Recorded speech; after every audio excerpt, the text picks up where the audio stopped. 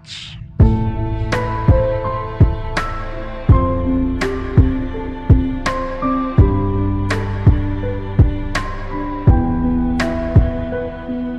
are you? Welcome again in my biology class, and we are in chapter 8. This is our new chapter, chapter number 8. This is the syllabus of 10th biology, and we will discuss about the reproduction. How do organisms reproduce? We have to understand, we have to discuss in this chapter about the reproduction, different mode of reproduction, different importance of reproduction. These all aspects we have to complete in this chapter. Let's start. Reproduction. What is reproduction? This is a biological process. This is a biological process by which a living organism can produce new offspring, or new individuals or new offspring can be produced by parental cells, parental body, right? So a biological process by which a new offspring or new individuals are produced by their parents. Parents अपना new individuals produce कर सकते हैं. Cellular level पर हम कहते हैं कि हमारी बॉडी की स्ट्रक्चर और फंक्शन यूनिट सेल है. सेल से पहले अपन ने पढ़ा है, इससे पहले वाले चैप्टर 6 में पढ़ा है रिप्रोडक्शन, रेस्पिरेशन की बात करें, प्रोसीजर रेस्पिरेशन है. सेल लेवल पे माइटोकॉन्ड्रिया में होता है. डाइजेशन की बात करें तो ये सिस्टम लेवल पर एलिमेंट्री कैनाल, और सेल लेवल पर ये लाइसोसोम्स के थ्रू वैक्यूल्स में होने वाला प्रोसीजर्स है. तो उसी तरह से सेल के लेवल पर रिप्रोडक्शन कौन करेगा? सेल के लेवल पर रिप्रोडक्शन होता है the copying of genetic material, और genetic material is DNA. Each and every cell, their nucleus, उसके न्यूक्लियस के अंदर एक स्पेसिफिक टाइप का जेनेटिक मटेरियल होता है, और उस जेनेटिक मटेरियल के अंदर होता है न्यूक्लियस होता है. न्यूक्लियस में जेनेटिक मटेरियल होता है, और वो जेनेटिक मटेरियल होता है डीएनए. तो this is at the level of cell. Each and every cell can copying their genetic material. So reproduction cell level पर डीएनए और जेनेटिकल मटेरियल को कॉपी करने का एक प्रोसेस है, जिसके अंदर कोई भी सेल जो होती है उसे पेरेंटल सेल बोलते हैं, और वो कॉपिंग करने के बाद अपने जेनेटिकल मटेरियल की कॉपी बना लेते हैं. हर एक कॉपी अलग अलग सेल्स में चली जाती है, और नई बनने वाली cells, new offspring cells called daughter cells, right? तो रिप्रोडक्शन क्या है? रिप्रोडक्शन क्यों होता है? रिप्रोडक्शन इंपोर्टेंस क्या है? Reproduction is the method by which a living organism can produce more and more offspring, more and more individuals. तो अपनी नंबर्स को बढ़ा सकता है. नंबर कम होगा तो एग्जिस्टेंस कम रहेगा ना, स्टेबिलिटी कम रहेगी. स्पीसीज को आगे प्रोसीड करने वाला कौन होगा? तो reproduction is the method by which parental cells और parental living organs can produce more and more offsprings और individuals in the number, right? ये सिमिलर हो सकते हैं, डिसिमिलर हो सकते हैं, इनमें वेरिएशंस हो सकती है, या फिर जो ऑफस्प्रिंग्स इंडिविजुअल्स होते हैं वो जेनेटिक सिमिलर भी हो सकते हैं, राइट? तो रिप्रोडक्शन का इस हिसाब से दो टाइप हो गए. Reproduction are two type. Asexual reproduction, नाम से पता चल रहा है एसेक्स, और सेक्सुअल रिप्रोडक्शन मीन्स सेक्स. यहां पर मतलब क्या है? Asexual means gametes, fusion. यहां पे भी गैमेट, फ्यूजन. अब किसी में एक चीज है, किसी में ये इवेंट मौजूद है, किसी में एब्सेंट है, तो न तो गैमेट बनते हैं न फ्यूजन होता है. इस तरह के रिप्रोडक्शन को कहते हैं asexual reproduction. No contribution of gamete formation, no contribution of fusion of gametes here, right? The sexual reproduction, the reproduction in which the gamete formation होता है, फ्यूजन होता है. फ्यूजन को पता है हम क्या बोलते हैं? Fusion of gamete called fertilization. तो सबसे इंपॉर्टेंट इवेंट क्या हुआ सेक्सुअल रिप्रोडक्शन के? दो important event. First gamete formation, second fusion of gametes, right? Sexual reproduction uniparental है, सेक्सुअल रिप्रोडक्शन बायपेरेंटल है. This is very fast and simple process by which only एक target हुआ कि नंबर्स में इंडिविजुअल्स क्रिएट करना है. Sexual reproduction slow but very complicated process है, step by step तरीके से होने वाला प्रोसेस है. Involve mitotic division. Asexual reproduction करने वाली हर एक सेल, हर एक लिविंग ऑर्गेनिज्म की सेल्स है, वो किसमें इन्वॉल्व रहती है? Mitotic division. माइटोटिक और मियोटिक डिवीजन के बारे में अपन ने थोड़ा सा बाद में पढ़ना है। Both mitotic and meiotic division involved in a sexual reproduction. New individuals are genetically similar to their parents. Asexual reproduction में clones create होता है, exactly copy होंगे और फर्स्ट पेरेंट्स सेक्सुअल रिप्रोडक्शन में जनरेट होने। तो एसेक्सुअल रिप्रोडक्शन के through generate होने वाले न्यू इंडिविजुअल्स अपने पेरेंटल सेल्स की, पेरेंटल बॉडी की बिल्कुल एग्जैक्ट कॉपी होंगे। यहां नहीं है भैया, यहां पर वेरिएशंस आ जाती हैं, और वेरिएशन से एक फिनोमेनन है जिससे कोई भी ऑफस्प्रिंग इंडिविजुअल्स डिफर होता है। This difference of living organisms from their parental cells, parental body, that's called variation, right? No fusion of gametes in build, यहाँ fusion of gametes होता है। नो स्पीसीज डेवलपमेंट, या स्पीसीज डेवलपमेंट होता है। अभी अपन ने बात करी यहाँ वेरिएशंस। वेरिएशंस क्या है? जेनेटिकल वेरिएशंस की बात करें अपन। What kind of the genetical variations are? The genetical variations are variations और difference, they can move from one generation to the next generation. ये वेरिएशंस वो हैं जो एक जनरेशन से दूसरी जनरेशन में जाने पर मोर फिट और एडजस्टेबल स्पीसीज क्रिएट करती है। मोर फिट एंड एडजस्टेबल स्पीसीज आगे उस स्पीसीज को डेवलप करती है, सिंपल से और कॉम्प्लेक्स बनाती जाती है, जिसकी वजह से वो और ज्यादा इस अनसुटेबल और स्ट्रेसफुल कंडीशंस में भी, एटमॉस्फेयर में भी अपने आप को फिट और एडजस्टेबल बना सकती है। नेक्स्ट बात करें अपन, सेलुलर लेवल पर कॉपिंग ऑफ डीएनए होती है, वो दो मेथड के थ्रू हो रहा है। सेल, हम कह रहे हैं कि बॉडी रिप्रोडक्शन कर रही है, बॉडी रिप्रोडक्शन कर रही है, क्या क्रिएट कर रही है? New individuals. तो सेल क्या कर रही है? सेल क्या कर रही है? सेल कर रही है डीएनए कॉपिंग। किसके थ्रू कर रही है? Mitotic and meiotic division.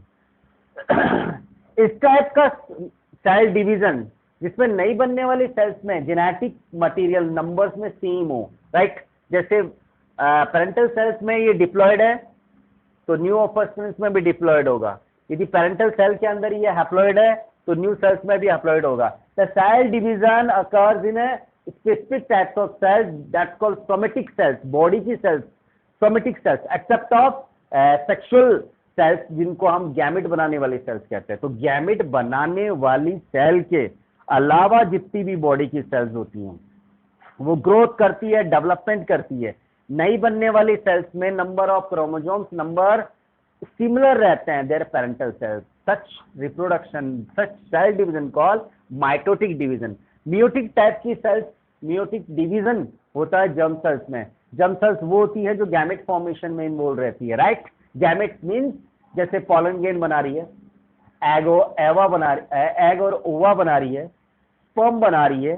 तो इस तरह से मेटोटिक डिवीजन है division in which new cells have half number of chromosomes from their parental cells. यहाँ सिमिलर नंबर ऑफ क्रोमोसोम्स हैं। This is parental cells and these are the offspring cells or new daughter cells. तो new daughter cells में अपने number of cells, new daughter cells के अंदर number of cells यहाँ equal है, mitotic division. और यदि हाफ हो जाएगा तो दैट्स कॉल्ड मियोटिक डिवीजन। ये गैमेट बनते टाइम हो रहा है, ये ग्रोथ एंड डेवलपमेंट के टाइम पे हो रहा है। ये सेक्सुअल रिप्रोडक्शन का पार्ट है, बेसिकली ये सेक्सुअल रिप्रोडक्शन का पार्ट है। यहाँ पर नई बनने वाली सेल्स वेरिएशंस लिए हुए होती है, यहाँ पर नई बनने वाले सेल्स में कोई भी वेरिएशंस नहीं होता। Always they will similar to their parental cell. अब देखिए अपन एसेक्सुअल रिप्रोडक्शन के different modes. These are the different modes of asexual reproduction. नाम से पता चल रहा है, no gamete contribution, no fertilisation occur, no variations occur, तो स्पीसीज का डेवलपमेंट भी नहीं होता है। इसका मीन्स ये हुआ कि that is asexual reproduction only, the motto behind the asexual reproduction to create more number of individuals or more numbers of new offspring, right? These are the different modes of reproduction. सबसे पहले fission.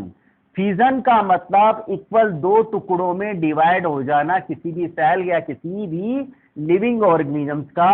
इस हिसाब से ये दो sales दो body के अंदर डिवाइड हो गया, बाइनरी फिजन।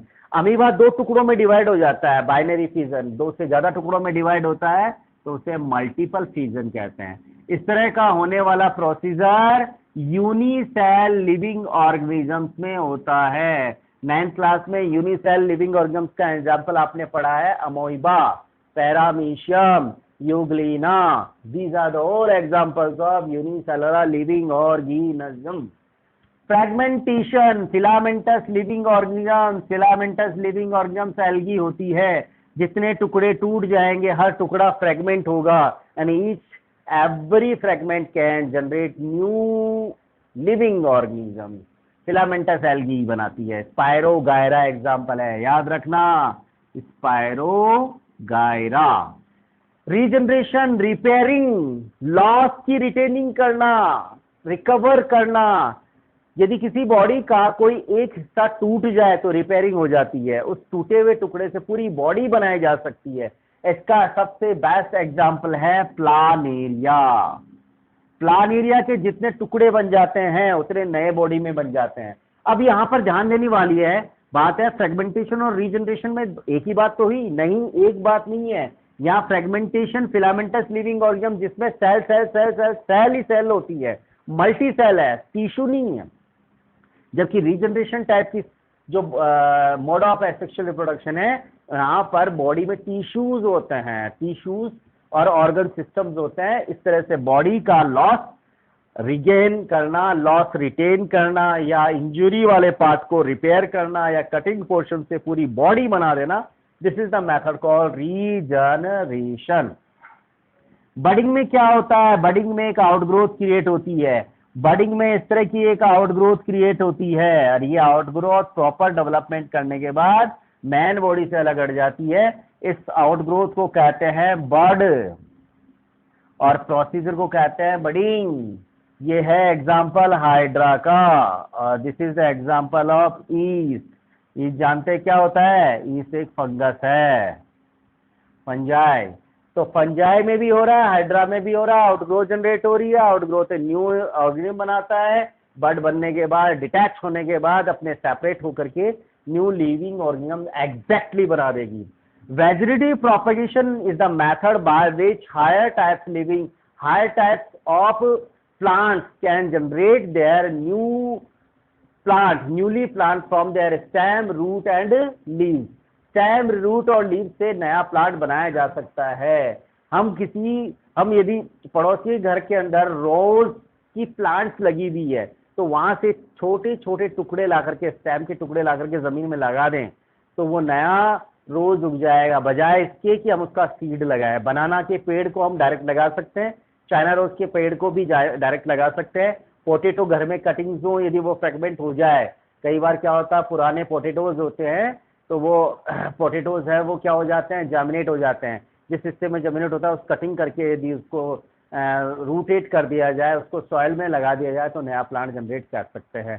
तो पोटैटो का कोई सीड यूज नहीं करता, बनाना का कोई सीड यूज नहीं करता, चाइना रोज का कोई सीड यूज नहीं करता, और उसी तरह से रोज का भी कोई सीड यूज नहीं करता। Without seed these all plants can be generated, ये जनरेट किए जा सकते हैं। सच मेथड कॉल वेजिटेटिव प्रोपागेशन। और आगे हम इसके बारे में पढ़ेंगे, जैसे गुआवा में भी किया जा सकता है, स्ट्रॉबेरी में भी किया जा सकता है, लीची में भी किया जा सकता है, ग्रेप्स में भी किया जा सकता है। ये सभी उस पोर्शन के अंदर किए जा सकते हैं, दैट्स कॉल्ड वेजिटेटिव प्रोपगेशन। इतना ही नहीं, डिजीज फ्री प्लांट्स भी वेजिटेटिव प्रोपगेशन के थ्रू बनाए जा सकते हैं। दो अलग अलग प्लांट्स को हम एक दूसरे पे फिक्स करके एक जॉइंट प्लांट बना सकते हैं। जैसे दो अलग अलग रोजेस की स्टेम्स को बीच में कट करके उनको यदि बाइंड कर दिया जाए तो न्यूली प्लांट बनाया जा सकता है। स्पोर फॉर्मेशन होता है किसमें?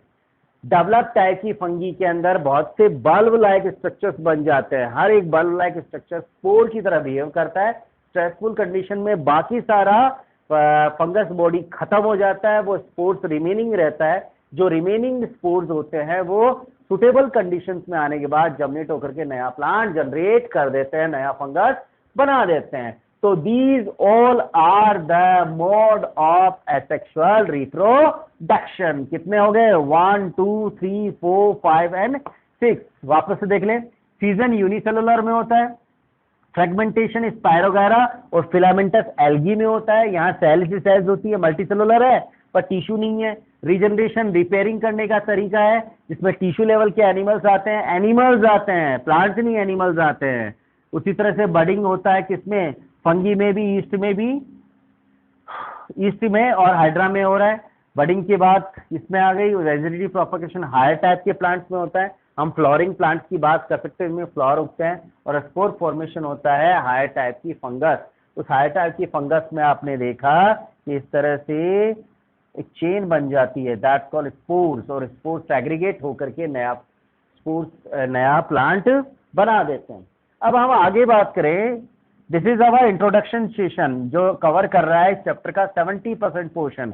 यदि आप आज इस एपिसोड 1 को देख रहे हैं तो आपका ये 70% चैप्टर है वो पूरा कवर हो रहा है। एपिसोड 2 के अंदर 1 बाय 1 टॉपिक्स लेंगे, जिसमें सबसे पहला टॉपिक आएगा आपका एसेक्सुअल रिप्रोडक्शन। जिन्होंने आज का एपिसोड मिस कर दिया है, पहले वो प्लीज वो सबसे पहले एपिसोड 1 देखें, उसके बाद एपिसोड 2 का नंबर लेंगे। अदरवाइज एपिसोड 2, 3 और 4 आपको बिल्कुल समझ में नहीं आने वाला है, क्योंकि basic ideology about this chapter we are giving here in episode 1 के अंदर दे रहे हैं। आ जाए वापस नेक्स्ट टॉपिक पे, सेक्सुअल रिप्रोडक्शन। सेक्सुअल रिप्रोडक्शन में क्या हो रहा है, 2 इंपोर्टेंट इवेंट्स है। फर्स्ट इंपोर्टेंट इवेंट्स क्या है, द गैमेट फॉर्मेशन। सेकंड क्या है, गैमेट का फ्यूजन होना, मींस फर्टिलाइजेशन होना। These 2 events are very important events during sexual reproduction. First gamete का बनना मतलब गैमेट फॉर्मेशन, और सेकंड हो गया आपका फर्टिलाइजेशन और fusion of gametes. Sexual reproduction में मियोटिक डिवीजन, सेक्सुअल रिप्रोडक्शन में जो लिविंग ऑर्गेनिज्म है उसकी हर सेल जो पर्टिकुलर इन्वॉल्व करती है सेक्सुअल रिप्रोडक्शन में, किनमें, एक वर्ड है जर्म सेल। ये जर्म सेल्स वो होती है जो किसमें इन्वॉल्व रहती है, गैमेट फॉर्मेशन में। मीन्स गैमेट क्या क्या हो सकता है, पॉलन ग्रेन भी एक गैमेट्स है प्लांट्स के अंदर, स्पर्म और ओवा एग ये एनिमल्स के अंदर है, वो गैमेट्स होते हैं। तो जर्म सेल्स प्लांट्स में भी होती है और एनिमल सेल्स में भी होती है, एनिमल्स में भी होती है। तो जर्म सेल्स कौन से डिवीजन के थ्रू ये सेक्सुअल रिप्रोडक्शन करेगी, मियोटिक डिवीजन। और मियोटिक डिवीजन के थ्रू बनने वाली नई सेल्स हमेशा पेरेंटल सेल से डिफर होगी, दिस डिफरेंस कॉल्ड वेरिएशन। तो सेक्सुअल रिप्रोडक्शन में 3 इंपोर्टेंट इवेंट हो गए। सबसे पहला event gamete formation, second event fusion of gametes और fertilisation, and third is variation. These are very 3 complicated events of sexual reproduction. अब हम देखिए सेक्सुअल रिप्रोडक्शन को 2 पार्ट्स के अंदर डिवाइड कर ले हमारी हेल्प के लिए। किसकी हेल्प के लिए, हमारी हेल्प के लिए 2 अलग अलग चीजों में डिवाइड कर लेते हैं। Sexual reproduction in flowering plant, जिनमें फ्लावर्स बनते हैं, पता है आपको, फ्लोरिंग प्लांट्स की एक कैटेगरी है जिनको कहते हैं एंजियोस्पर्म, जहां एंजियोस का मतलब होता है कवर, स्पर्मा का मतलब होता है सीड। इस तरह के प्लांट जिनमें फ्लावर होते हैं, इस तरह के प्लांट जिनमें फ्रूट बनते हैं, इस तरह के प्लांट जिनमें सीड बनते हैं, और सीड भी किसमें कवर रहते हैं, फ्रूट्स के अंदर कवर रहते हैं। तो angiosperms are the plant category which possess covered seed. Covered seed means flower और फ्रूट्स के अंदर। तो फ्लोरिंग प्लांट का सबसे इंपॉर्टेंट पार्ट कौन सा होता है, फ्लोरिंग प्लांट का सबसे इंपॉर्टेंट पार्ट है फ्लावर। तो फ्लोरिंग प्लांट का सबसे इंपॉर्टेंट पार्ट क्या हुआ, flower. Flower is a sexual part of flowering plant. इस सेक्सुअल पार्ट के अंदर 4 डिफरेंट पार्ट्स होते हैं, जिनमें से 2 इंपॉर्टेंट पार्ट्स हैं वो गैमेट में इन्वॉल्व रहते हैं। सबसे पहला जो होता है उसका नाम है स्टैमेन। स्टैमेन ऐसा होता है जिसमें क्या बनते हैं, जिसके अंदर क्या बनते हैं, जिसके अंदर पॉलन ग्रेन्स बनते हैं। दूसरा इंपॉर्टेंट पार्ट है जिसको बोलते हैं पिस्टिल और कार्पल, जिसमें क्या बनते हैं, एग एंड ओवा। तो गैमेट फॉर्मेशन होने का प्रोसेस इन पार्ट्स में हो रहा है। ये हो गया एंथर और ये हो गया कार्पल और पिस्टिल। ये इसका मेल पार्ट है फ्लावर का और ये फीमेल पार्ट है। तो भैया यहां पर मेल गैमेट्स बना दिए गए, यहां पर फीमेल गैमेट्स बना दिए गए। अब मेल गैमेट जो यहां बने हैं, यहां से इनको कहां ट्रांसफर किया जाएगा, यहां से यहां, मीन्स स्टामन से एंथर वाले हिस्से से, एंथर वाले हिस्से से स्टिग्मा यानी कार्पल के आगे वाले हिस्से पे ट्रांसफर कर दिया जाता है। इस आगे वाले हिस्से को कहते हैं स्टिग्मा। तो transfer of pollen grains from anther to stigma that call pollination. Same flower के अंदर होता है तो सेल्फ, और डिफरेंट फ्लावर के बीच में होता है तो क्रॉस, राइट। सीड फॉर्मेशन, उसके बाद गैमेट्स के फ्यूजन हो जाता है, और गैमेट्स के फ्यूजन होने के बाद बनता है सीड, फ्रूट, राइट। सीड और फ्रूट फाइनल रिजल्ट है किसी भी फर्टिलाइजेशन का। कौन से फर्टिलाइजेशन का? Sexual reproduction. तो ये था sexual reproduction in flowering plant. Now next, human beings. Human beings क्या है? ह्यूमन बीइंग्स है वो यूनिसेक्सुअल है। देखिए ध्यान दीजिए, यहाँ पर हमने बोला है इसको बायपेरेंटल। बायपेरेंटल मीन्स यहाँ पर दो अलग अलग रिप्रोडक्टिव सिस्टम इन्वॉल्व है। मेल में male reproductive system, in a female female reproductive system. Male possesses what? Testes. Testes is a primary sex gland, sex organ in a male that is responsible for the sperm formation. And female reproductive system का सबसे primary organ कौन सा होता है? Ovary, which is very important for the formation of ova. egg के बनाने के लिए different parts हैं, ovary, uterus, vagina, ये सब इसी के parts हैं, right? हम बात करें यहाँ पे प्यूबर्टी। प्यूबर्टी का मतलब क्या होता है? रिप्रोडक्टिव मैच्योरिटी इनिशियली जहां से स्टार्ट होती है, that state of the life span, हमारी जिंदगी का वो स्टेज, वो एज जिस पर हमारी इनिशियल सेक्सुअल मैच्योरिटी स्टार्ट होती है, ये initial sexual maturity that's called puberty. Puberty male में भी होती है और फीमेल में भी होती है। फर्क कितना है? मेल के अंदर ये 12 to 13 एज के बीच में, और मेल के अंदर होता है 11 to 12। ये 11 से 12 साल के बीच के बच्चे के अंदर, ये 12 से 13 साल के बच्चे के अंदर हो जाता है। ये गर्ल्स में, ये बॉयज के अंदर। गर्ल्स के अंदर इनिशियल सिग्नेचर, सिम्टम्स और कैरेक्टर्स देख सकते हैं। उन इनिशियल सिम्टम्स और सिग्नेचर्स बेसिकली कौन से स्टेज पे आना चालू हो जाते हैं? प्यूबर्टी। और ये प्यूबर्टी में दिखने वाले सेकेंड जो करेक्टर्स है that called secondary sexual character. Secondary sexual character क्यों लिखा है मैंने दो जगह? मैंने इसलिए लिखा है कि ये मेल के सेकेंडरी सेक्सुअल करेक्टर्स है टेस्टिस की वजह से, और this is female secondary sexual characters because of ovary. इससे पहले वाले चैप्टर में हमने पढ़ा है गोनाड। तो testis and ovaries are both are called gonad, and gonad एक एंडोक्राइन टाइप की ग्लैंड होती हैं। टेस्टिस या सिक्रेट करती है testosterone, that is called male sex hormone, and ovary which is responsible for the manufacturing and secretion of the estrogen and progesterone, female sex hormone, right?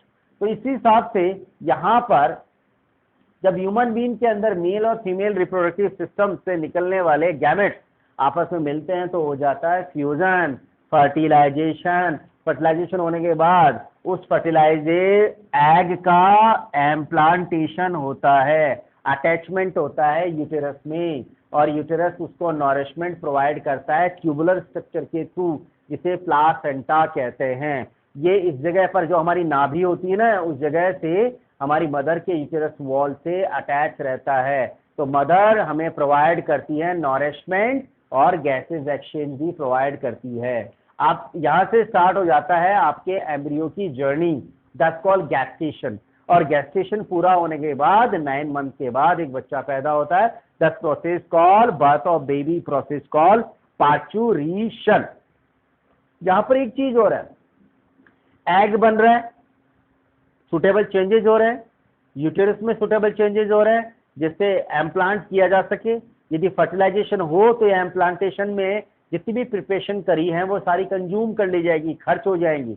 But यदि fertilisation ना हो तो uterus में जो जितनी भी प्रिपरेशंस होती हैं वो सारी डिस्कार्ड कर दी जाएगी ब्लीडिंग की फॉर्म में। किसके थ्रू? वेजाइना के through. That's called menses, that's called menses. And what is the MC? The periodical changes we can see during gamete formation, ova formation, this cyclic process called MC, और mail के अंदर, female के अंदर होता है, right? उसके बाद बात करें अपन human reproductive health. Human reproductive health क्या है? physical, mental and social aspect to reproductive maturity or reproductive aspect.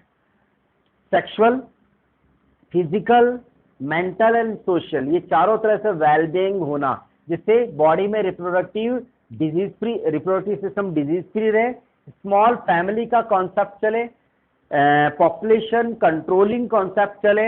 ये सभी तरह से स्मॉल फैमिली का कॉन्सेप्ट करने के लिए कॉन्ट्रासेप्टिव मेथड अप्लाई किया जाए, वो मेथड जो अनवांटेड प्रेगनेंसी को अवॉइड करके रखे। तो ह्यूमन रिप्रोडक्टिव हेल्थ के एस्पेक्ट्स हैं, sexual health, population controlling, contraceptive act to avoid the pregnancy, unwanted pregnancy, disease free रखना हमारे सेक्सुअल पार्ट्स को, ये सभी अवेयरनेस में आते हैं। एसटीडीज क्या है? सेक्सुअली ट्रांसमिटेड डिजीज, जो मेजर चांसेस हैं वो मेल और फीमेल के सेक्सुअल पार्ट्स में बैक्टीरियल और वायरल इन्फेक्शन का होना होता है, उसको मेंटेन करके रखना, that is the call human reproductive health.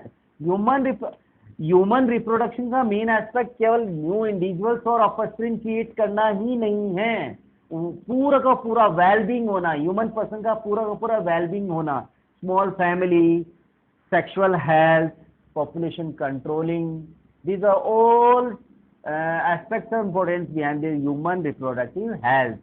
ये तीन तरह की ऐसी बीमारियां हैं जिनको सेक्सुअली ट्रांसमिटेड डिजीज कह सकते हैं।